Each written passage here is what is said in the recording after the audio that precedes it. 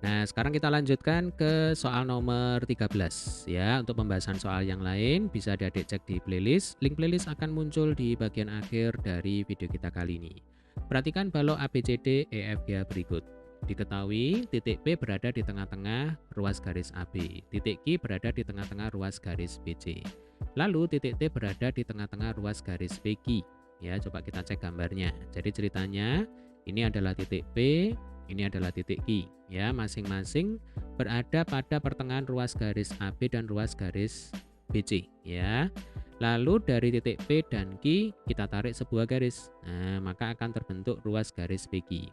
Di soal dikatakan titik T berada di tengah-tengah ruas garis PQ. Nah, ini kalau kita lihat di gambar ya, Dik ya, yang terletak di pertengahan ruas garis PQ ini bukan titik T melainkan titik R. Nah, berarti ini sepertinya salah ketik ya. Kita betulkan aja. Jadi titik R terletak di tengah-tengah ruas garis PQ. Kita lanjutkan. Hubungkan titik H dengan titik R.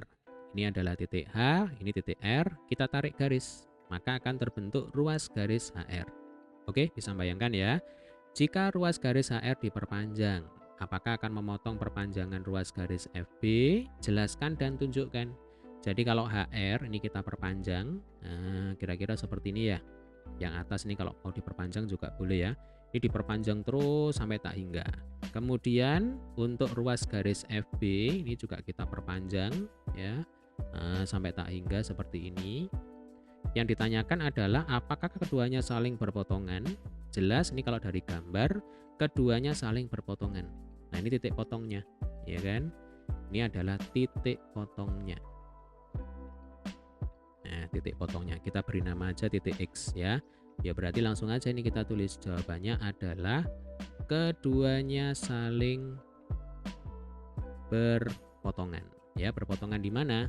Berpotongan di titik X. Ya, ini boleh diganti-ganti ya, boleh X, Y, Z dan seterusnya. Kemudian di sini kita diminta untuk menjelaskan.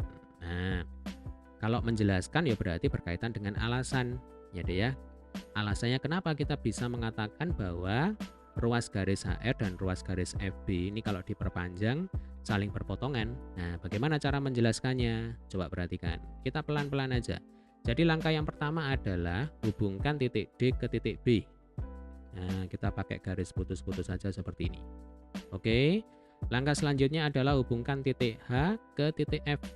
Ya, kita pakai garis putus-putus. Nah, artinya sekarang kita punya bidang yang baru. Ya kan? Bidang apa?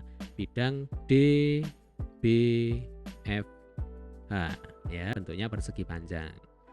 Nah, ini kalau adik-adik amati, ya, ruas garis HR, ya, dan ruas garis FB ini terletak pada bidang yang sama, yaitu bidang DBFH.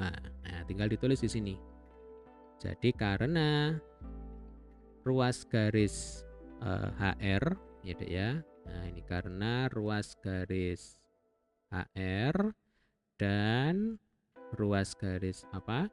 Ruas garis FB ya terletak pada bidang yang sama. Nah, bidang apa?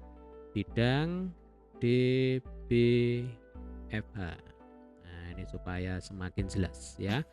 Lalu karena keduanya juga tidak saling sejajar, ya, berarti di sini dan keduanya di sini berarti ruas garis HR dan ruas garis FB ya, tidak sejajar. Nah, mungkin ada pertanyaan dari mana kita ketahui kalau tidak sejajar? Ya dari arahnya saja, ini kan sudah kelihatan HR arahnya ke sini, ya kan?